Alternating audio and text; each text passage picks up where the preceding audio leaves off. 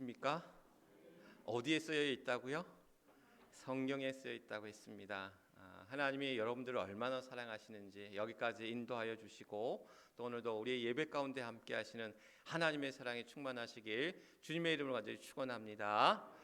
올 마지막 주일 주의 전에 오신 여러분들 주님의 이름으로 환영하고 또 축복합니다. 우리 앞뒤 옆에 계신 분들과 함께 인사 나누시죠. 사랑합니다. 또 감사합니다. 또 축복합니다.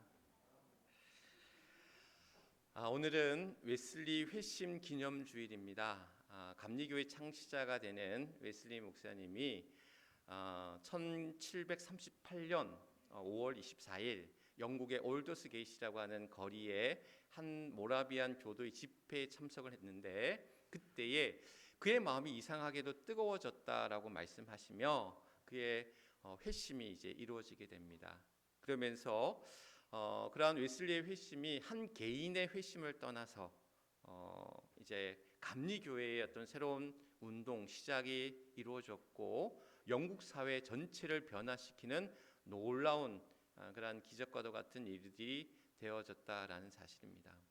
우리에게 어떤 기념일, 특별한 날을 삼을 때 어떤 출생이나 또는 이제 죽은 날을 기념하고 추모하는 그런 기념일로 이제 지키기 마련인데 우리는 이제 웨슬리 회심을 웨슬리의 탄생이나 또는 어떤 그런 추모일이나 이런 날이 아닌 그의 회심의 날을 기념하고 기억하고 있다라는 사실입니다. 이것은 우리에게 특별히 감리교회에 어떻게 보면 이 웨슬리 회심 기념주일은 생일과도 같다라고 말할 수 있어요.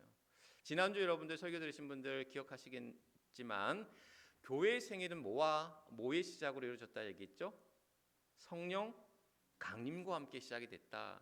그래서 오순절 마가의 다락방에 우리 장로님 기도하셨지만 마가의 다락방에 임했던 성령의 강림으로 이제 성령 충만함을 입은 제자들이 함께 모여 공동체를 이루게 되고 그것이 교회의 시작이 되었다. 그래서 이제 성령 강림절을 교회의 생일이다라고 말씀해 드린 적이 있습니다.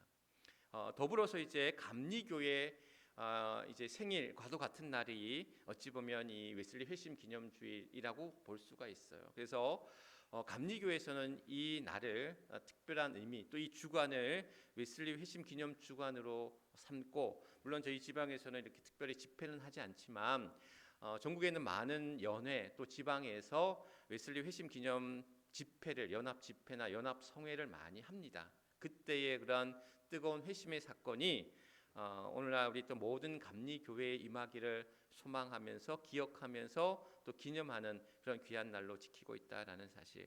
우리 교회의 생일은 언제라고 했죠? 7월 26일. 그래서 이제 1998년 7월 26일을 우리가 우리 해미제일교회 창립 기념일로 지키고 있습니다. 그래서 우리에게는 성령 강림을 통한 성령 강림절로 교회의 어떤 시작이 이루어졌다고 한다면 특별히 우리 감리교회에 있어서는 웨슬리 회심 기념주의를 통해서 감리교회 새로운 어떤 시작이 또한 출발이 이루어졌다라고 볼 수 있고 또 우리 해미제일교회에 있어서는 특별한 창립 기념일을 지킴을 통해서 아니 뭐 그냥 교회 생애 창립 기념주일 뭐 그냥 지키면 되지 무슨 의미를 그렇게 삼을 수 있을까 이렇게 생각하실 수도 있어요. 그러나 우리에게 시작이라는 것은 참 중요하다라고 여겨집니다. 뭔가 출발할 때 예전에 탈무드에 나오는 이야기를 제가 몇 번 말씀해 드렸는데 인간이 가져야 될 세 가지 마음 뭐라고 했었죠? 첫 번째가 초심, 두 번째가 열심, 세 번째가 뒷심. 이렇게 초심과 열심과 뒷심이 필요한데 그 세 가지 마음 중에 제일 중요하고 제일 필요한 게 뭐냐? 초심이라는 거예요. 뒷심도 필요하고 열심도 필요하지만 초심을 통해서 열심이 이루어질 수 있는 거고요. 열심을 통해서 뒷심이 이루어질 수 있다라고 했을 때 처음 시작이 중요하고 출발이 중요하다라는 사실. 그래서 우리에게 처음 마음, 초심을 다시금 우리 웨슬리 회심 기념주의를 통해서 다시금 다져보는 그러한 기회로 기념으로 삼아야 된다라는 사실. 색동교회를 담임하고 계시는 송병구 목사님이라는 분이 계셔요. 이분이 이제 외국에서 독일에서 오랫동안 목회를 하시다가 한국에 들어오셔서 여러 이제 목회도 하시고 여러 활동들을 하고 계시는데 송병구 목사님이 이제 어떤 글에서 이제 그런 이야기를 해요. 2007년도에 바티칸에 이제 가게 됐대요. 그래서 이제 거기 바티칸 성당에서 이제 예배 미사를 이제 여러 이제 교단의 지도자들과 같이 이제 예배를 드리는데, 여러분들 뭐 기사에 보셔서 아시겠지만 그 미사에는 세계에 있는 모든 캐톨릭 신자들뿐만이 아니라 이제 개신교인들이 그 성당에서 이제 미사와 예배를 드리면서 그 교황이 이제 손을 잡고 인사하는 게 굉장한 그러한 뭐라고 할까요? 이제 이렇게 기쁜 일처럼 여긴다고 그래요. 그래서 이제 맨 앞자리에 이제 또 이 목사님이 앞에 서서 이제 예배를 이제 드리게 됐대요. 감사하게도. 그러면서 교황이 이제 예배 미사를 끝나고 내려오면서 아마 거기 이제 대주교가 이제 한국에서 온 감리교도다라고 이제 소개를 했나 봐요. 메도디스트라는 이름으로 소개를 했다고 그래요. 그 순간 이 목사님이 내가 메도디스트지, 내가 감리교인이지라고 하는 그러한 스스로의 자각을 느끼게 됐다라고 이제 고백을 합니다.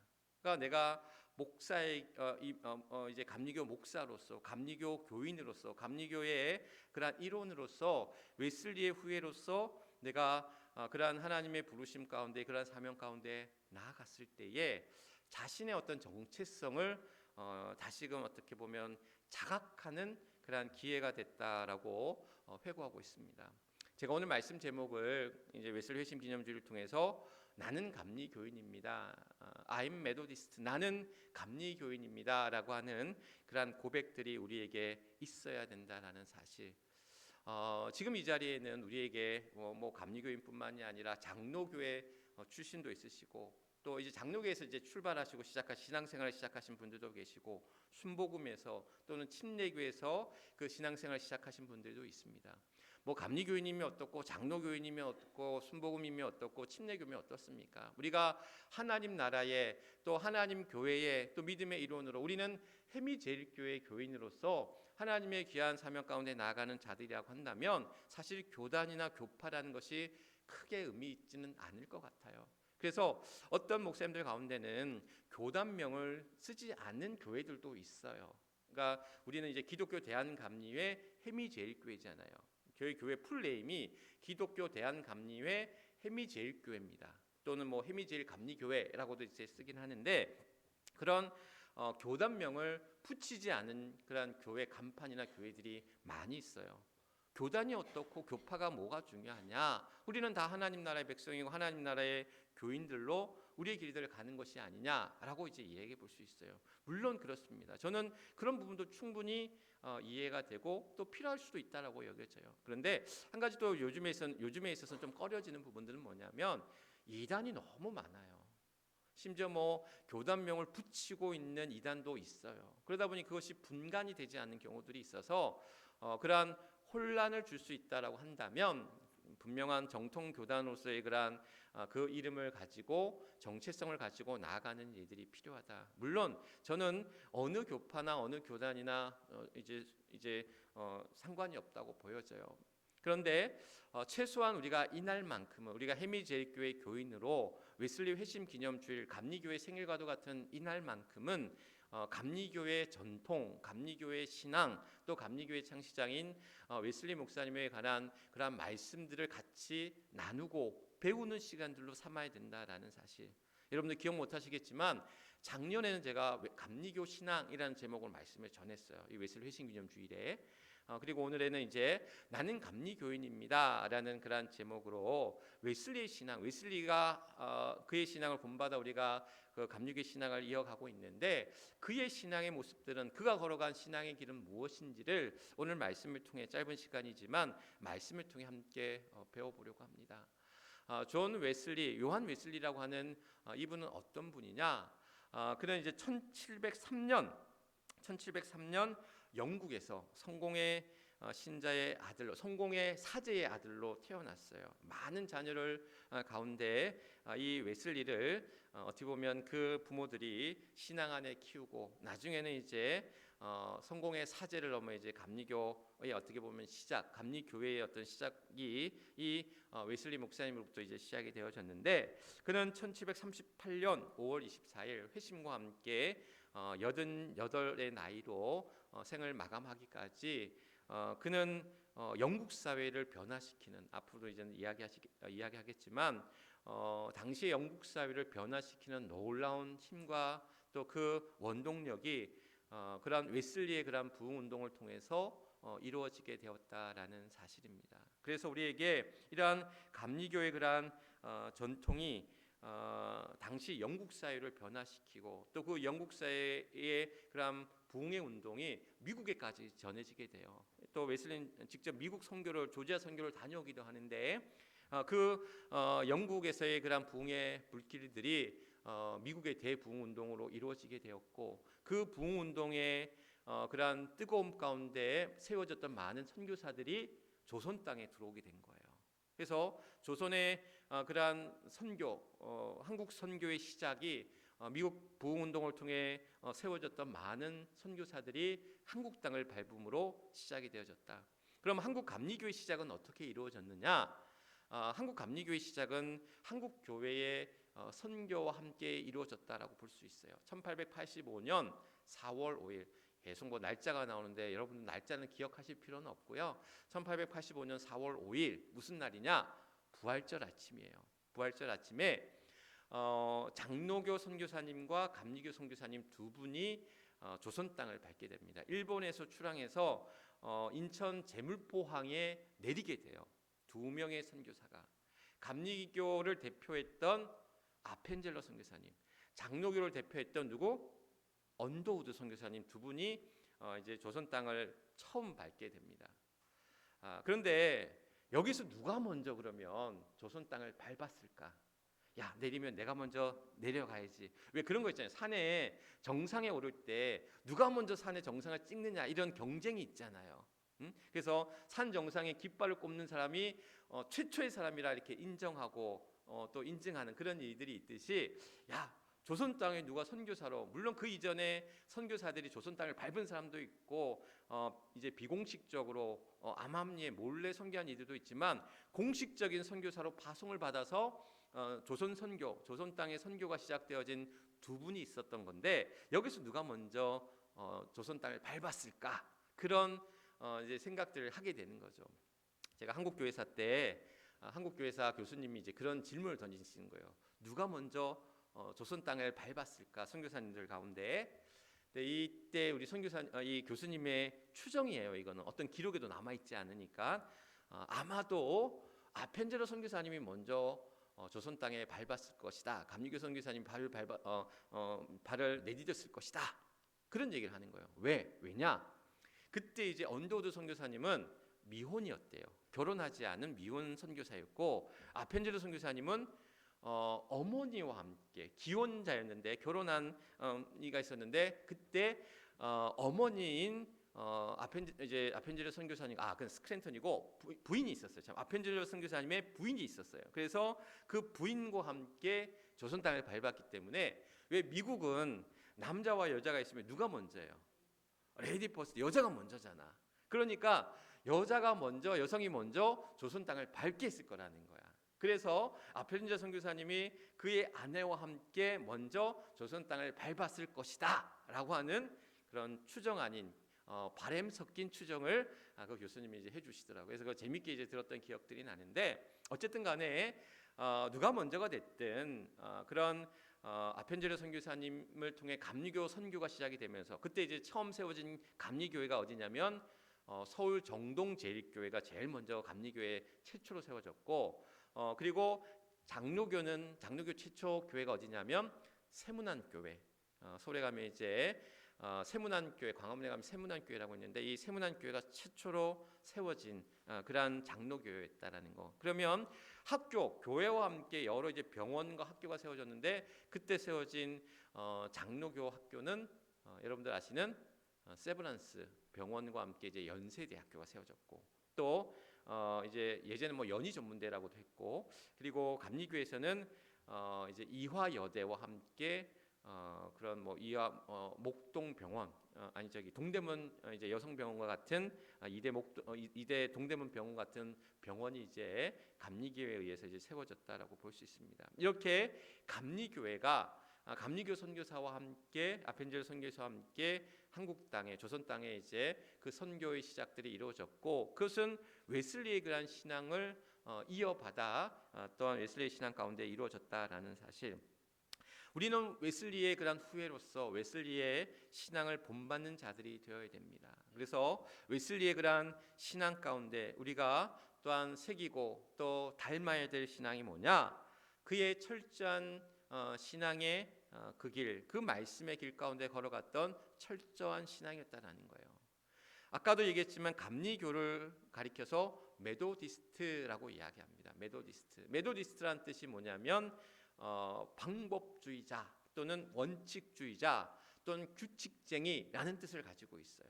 그러니까 이거는 원래 웨슬리에게 붙여진 별명이었어요. 그러니까 웨슬리가 워낙 규칙이나 원칙주의자였기 때문에 그가 학업이라든지 또는 그런 신앙생활이라든지 말씀, 기도 또 그는 여러 가지 어떤 봉사활동들을 많이 했었거든요. 양로원이라든지 또는 교도소라든지 여러 고아원이라든지 이런 데를 방문하면서 여러 그런 봉사활동들을 많이 해 나가는 데 있어서 분명한 원칙과 규칙을 통해서 철저한 그러한 신앙의 삶을 살아왔다라는 거예요. 그리고 그 철저한 신앙의 길 속에서 그는 말씀을 붙들고 살아가는 그의 별명 가운데 메도디스트라는 규칙쟁이라는 별명과 더불어 또 하나의 별명이 있었는데 그게 뭐냐면 한 책의 사람이라고 이야기합니다. 한 책의 사람. 여기서 한 책은 어떤 책을 얘기할까요? 어떤 책일까요? 성경책이겠죠. 그러니까 성경책의 사람이에요. 성경을 붙들고 살았고 그는 많은 그런 설교문과 많은 책과 많은 말씀을 가지고 살아갔던 그런 사람이었다라는 것. 우리에게서 말씀과 기도는 떼어놓아서는 안 된다라는 사실.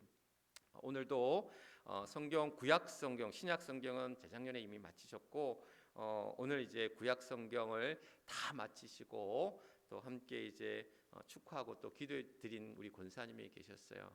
올해 이 성경 필사를 마치신 분들이 참 많으셔요. 물론 이미 신약을 이전에 마치셨고 구약을 이제 올해 마치신 분들이 많이 계십니다. 오늘 우리 원풍 권사님 또 구약 마치시고 또 제가 기도해 드렸고 그 전에 우리 또 유경희 권사님이 또 마치셨고 신구약을 다 마치셨고 또 이미 이전에 우리 이정희 권사님이나 정광희 권사님은 이미 작년 재작년에 마치셨고 올해 구약을 지금 이제 곧 마치실 분이 또 박영순 권사님 제가 알고 있기는 다 마치신 직전인 걸로 알고 있고 구약 한 권을 이제 마치신 우리 양희재 권사님도 계시고 또 신약을 이미 이제 올해 이제 마치신 우리 정정희 성도님 또 우리 오셀 권사님하고 서민수 권사님 또 제가 지금 말씀 호명해드리지 않은 권사님들 가운데 혹시 또 계실지 모르겠어요.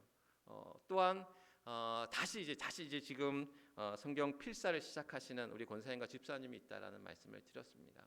필사를 제가 뭐 강조해서 뭐 꼭 다 필사를 하라라고 여러분들에게 이 말씀을 드리는 것이 아니라 말씀을 늘 우리 가까이에 두고 있는 말씀 필사와 함께 또한 성경 통독과 함께 또 우리가 말씀 안에 살아가는 일들이 필요한데 그러한 말씀의 사람으로 우리가 서가는 것 이것이 바로 감리교인 우리 웨슬리의 그러한 철저한 신앙으로 말씀의 길을 걸어갔던 웨슬리를 닮아가는 길이다라는 사실입니다. 분주하고 바쁘고 바쁜 일상 속에서도 우리가 늘 말씀을 붙잡고 또 기도하면서 우리 믿음의 귀한 삶을 살아갈 수 있는 그런 저와 여러분 또 우리 모두가 될 수 있기를 주님의 이름으로 간절히 축원합니다. 두 번째 우리 웨슬리의 신앙 가운데 우리가 함께 닮아야 될 그 길은 뭐냐면 변화를 이루는 신앙, 성화의 길을 우리가 함께 걸어가야 된다라는 사실입니다. 몽골 장군의 비문에 보면 이런 글이 있어요. 성을 쌓는 자는 망하고 길을 내는 자는 흥한다라는 이야기가 있습니다. 그러니까 이 얘기는 뭐냐면 현실에 안주하는 자는 퇴보하고 또한 그 자리에 계속 머물게 되지만 끊임없이 길을 내듯 또한 앞을 향해 나아가는 자들은 끊임없이 변화와 도전 앞에 나가는 자들은 그것이 그 자리에 정체되거나 머무는 것이 아니라 그 안에서 새로운 성장이 이루어지고 발전이 이루어지고 놀라운 그러한 성공과 결실의 길들을 걸어갈 수 있다라는 사실. 웨슬리는 누구보다도 변화를 두려워하지 않는 사람이었습니다. 늘 그 자리에 머물려 하지 않았어요. 그래서 끊임없이 전도하고 웨슬리가 했던 여러 가지 첫 번째 시도들이 참 많았는데 그 가운데 하나가 뭐냐면 옥외 전도였어요. 옥외 집회였어요. 그러니까 무슨 얘기냐면 하나님의 말씀을 전하는 설교는 예배는 예배당 안에서만 이루어지는 것이다라고 믿었어요. 많은 사람들이. 그런데 웨슬리는 뭘 타고? 말을 타고 전국 각지를 다니면서, 거기다 또 미국도 가면서 전국 각지를, 그래서 그가 간 거리만, 말을 타고 간 거리만 40만 킬로였다라고 이야기합니다. 그때는 차가 없을 때예요. 말을 타고 다닐 때, 마차를 타거나 말을 타고 다닐 때인데, 말을 타고 세계는 나의 교구다, 웨슬리가 했던 유명 말 있죠. 세계는 나의 교구다라는 그러한 외침 속에서 여러 곳을 다니면서 말씀을 전하고 옥외에서 바깥에서 전도하고 집회하던 웨슬리. 그래서 참 욕을 많이 먹었어요. 미친놈, 죄송합니다. 미친 거 아니냐? 어떻게 말씀을 바깥에서 전할 수 있느냐? 교회가 아닌, 성당이 아닌 어디서 바깥에서 하나님의 말씀을 전하느냐라고 할 때에 웨슬리는 하나님의 말씀이 세상 곳곳에 많은 자들에게, 많은 이들에게 전하여야 한다라는 그런 사명감을 가지고 그러한 변화를 두려워하지 아니하고 또한 발맞춰 나갔던 사람이었다라는 것. 그의 변화는 그의 생각, 또 그의 마음, 또 그의 뜻, 그의 행동, 그의 말, 그의 습관, 그의 생활로부터 비롯되어졌고, 그러한 내 자신을 바꾸어가는 신앙, 그 변화를 이루어가는 신앙 속에서 우리의 삶은 끊임없이 성화의 길로 간다라는 사실. 나중에 이제 성화에 관한 말씀도 이야기하겠지만, 루터의 칭의를 이야기한다면 웨슬리의 이 성화를 이야기할 수 있고, 또 뭐 장로계 칼빈의 예정론을 이야기한다면 이제 웨슬리의 그러한 성화론을 이제 얘기해 볼 수 있는데, 성화는 끊임없이 우리가 성스럽게 그러한 새롭게 변화되어져 가는 삶으로 거듭남에, 오늘 말씀의 이야기도 그런 거거든요. 우리가 거듭나지 않냐면, 또한 우리가 그 거듭남을 통해서 하나님의 나라, 하늘나라를 향해 나아가는 삶이 되라는 것. 우리의 삶은 변화와 함께 성화의 길로 나아가는 삶이다라고 웨슬리는 이야기하고 있습니다. 그래서 우리가 변화하지 않는 자신은 끊임없이 도태하고 끊임없이 정체하고 끊임없이 소멸되어지는 그러한 자밖에 되지 않는다라는 것. 마찬가지로 우리의 교회도, 우리의 감리교회도 끊임없이 변화의, 시대의 변화 앞에 끊임없이 나 자신과 우리의 교회가 새롭게 변화하며 그러한 말씀 안에서 새로워질 수 있는 그러한 교회로 거듭나는 역사가 있어야 된다는 것. 그래서 웨슬리의 그런 변화를 통한 그런 성화의 길이 우리가 닮아가야 될 신앙의 길, 그런 신앙이다라는 사실. 그와 더불어 세 번째, 이제 우리가 함께 웨슬리의 그런 신앙 가운데 우리가 배워야 할 것은 이웃과 사이를 사랑하는 신앙이다라고 볼 수 있습니다. 사랑하는 신앙. 그러니까 웨슬리에겐 무엇보다 영혼 구원의 사명이 가장 큰 사명이라고 얘기했어요. 그리고 영혼 구원의 사명과 함께 이웃 사랑, 사회를 사랑하는 사회 구원의 사명을 가진 그러한 요한 웨슬리였다라는 것. 그래서 영혼 구원과 그러한 사회 구원이 그러한 자전거의 앞바퀴와 뒷바퀴처럼 같이 굴러가야 된다는 거예요. 어느 하나만이 중요하고 어느 하나가 중요하지 않은 것이 아니라 그러한 영혼 구원과 이웃 사랑, 사회 구원이라는 이 두 가지가 같이 맞물려가는 그러한 신앙이 되어야 된다라고 믿었고, 그러한 신앙의 길이 여러 자리에서 당시 영국 사회가 그런 여러 가지 어떤 혼란스럽고 또한 타락하고 또한 부패하고 음란하고 이러한 시대 속에서 그가 이루어갔던 여러 가지 그러한 사회 구원의 운동들이, 그래서 이 교도소를 방문하고 또한 양로원을 방문하고 뿐만 아니라 고아원을 방문하고 또한 교회를 새롭게 하는 이들 앞에 누구보다 앞장섰고 그러한 개혁의 운동들을 실천해 나아갔던 그러한 이가 바로 웨슬리였다라는 거예요. 그러한 웨슬리의 그러한 이웃 사랑, 사랑의 그러한 신앙들이 우리 안에서 또한 샘솟듯 이루어져 나가야 된다는 것. 한국 감리교회가 시작되어질 때 앞서 얘기했지만 교회와 함께 뭐가 세워졌다고 그랬죠? 병원과 학교가 세워졌다고 그랬어요. 그러니까 왜 병원과 학교가 세워졌을까? 병원은 뭘 하던 곳이었어요? 치료하던 곳이었어요. 학교는 뭐 하던 곳입니까? 가르치는 곳이에요. 그러니까 당시 한국 사회, 조선 땅에 가장 시급했던 것은 뭐냐면 치료와 교육이었어요. 병든 자들, 가난한 자들은 치료받을 수 없었고 죽을 수밖에 없었던 시대. 또한 가난한 자는 교육받을 수 없었고 또한 배움을 가질 수 없을 때에 그러한 자들을 위한 그러한 학교와 병원을 설립해서 그러한 선교가 이루어졌던 그러한 시작은 바로 영혼 구원과 함께 이웃 사랑이 얼마나 중요한지, 사회 구원이 얼마나 중요한지를 보여주고 있는 그러한 선교적 사명이다라는 것. 그래서 교회에게 주어진 이러한 사명들을 우리가 잊지 말아야 된다라는 것. 그러나 이것은 또한 교회에게 주어진 사명뿐만이 아니라 우리 모두에게 주어진 사명이라는 것. 오늘 새벽에 요한일서 4장에 있는 말씀을 가지고 하나님은 사랑이시라라는 그런 제목을 함께 아침에 새벽에 이제 말씀을 나눌 때에 그런 말씀을 나눴어요. 사랑이란 과연 뭘까? 우리가 거창한 누군가를 위해서 희생하고 누군가를 위해서 손해를 보고 누군가를 위해서 뭔가 대단한 일을 하는 것만이 사랑이 아니라는 거. 결국 우리의 가까운 가족과 이웃과 형제와 교우들을 이해하고 또한 배려하고 또한 존중하고 보듬어주고 용서하는 가운데 이루어지는 사랑의, 우리 일상의 사랑의 실천이야말로 오늘 주님이 우리에게 말씀하시는 사랑. 그래서 하나님의 사랑이 알 수 없을 때, 그러니까 우리는 하나님을 알 수 없지만 하나님이 주시는 그 사랑으로 말미암아 하나님이 우리 곁에 계심을, 또 그 사랑이 온전해짐으로 말미암아 하나님을 알게 된다라고 이야기하고 있거든요. 그래서 하나님의 그 사랑이 우리 안에 또한 온전히 임하여서 하나님의 사랑 안에 나아가는 저와 여러분 또 우리 모두가 될 수 있기를 주님의 이름으로 간절히 축원합니다. 우리가 흔히 이제 우리 인생을 배의 비유로 많이 이야기하잖아요. 항해를 하는 그런 배.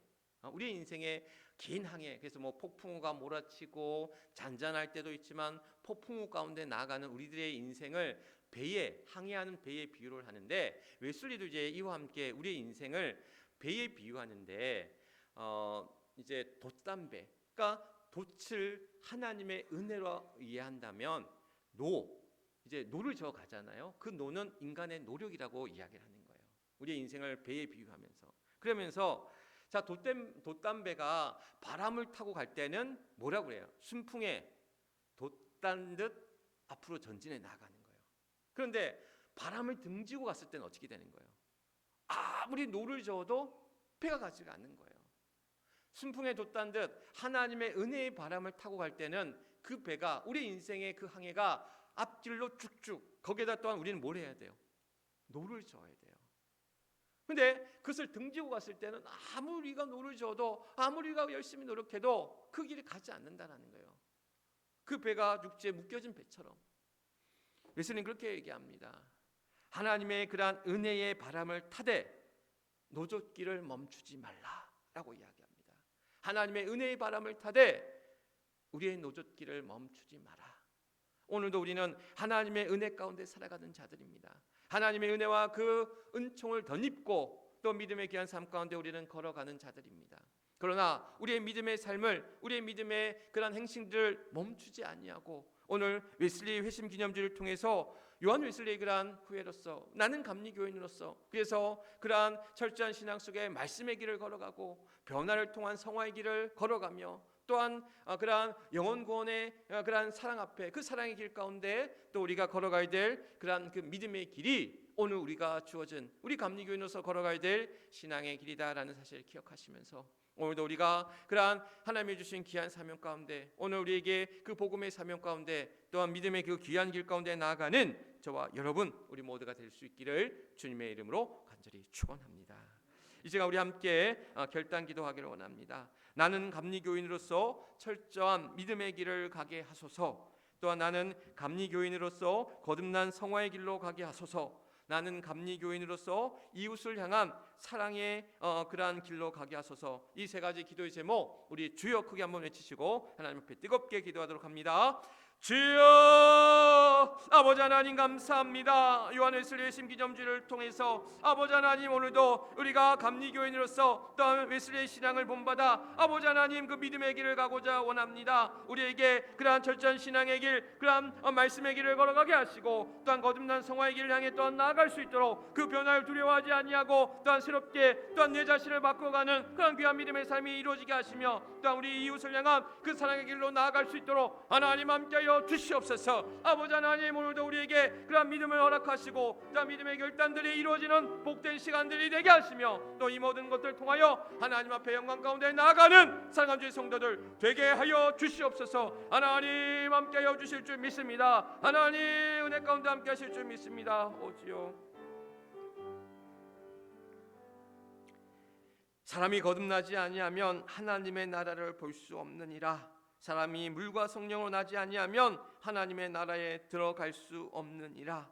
오늘도 물과 성령으로 거듭난 우리들 또한 우리 안에 그런 믿음의 귀한 삶을 통해 하나님 거듭난 하나님의 자녀들로 하나님의 백성들로 주의 증인된 자들로 온전히 서게 하사 아버지 하나님, 우리가 웨슬리 회심 기념주를 통해서 웨슬리의 그런 회심의 역사가 그의 개인의 회심으로 끝나는 것이 아니라 감리교회 모든 이들의 그런 회심으로 또한 이루어져서 교회를 새롭게 하는 일들, 또한 하나님을 기쁘시게, 또한 세상을 이롭게 교회를 새롭게 하는 일들 앞에 우리에게 주어진 사명 가운데 나아갈 수 있도록 이 시간 우리의 처음 마음 주님을 만났던 그런 초심들을 잊지 않게 하시고 다시 또한 새롭게 시작하는 그런 첫걸음의 시간들이 되게 하여 주셔서 우리의 삶이 변화되게 하여 주시고 우리의 가정이 달라지게 하시고 우리의 교회가 변화되게 하여 주시고 이 나라 이 민족이 하나님의 그런 크신 은혜 가운데 하나님의 나라를 이루어가는 놀라운 축복의 역사를 써가게 하여 주옵소서. 그래서 우리 모두가 감리교인으로서 아버지 하나님 그런 말씀의 길 또한 성화의 길 또한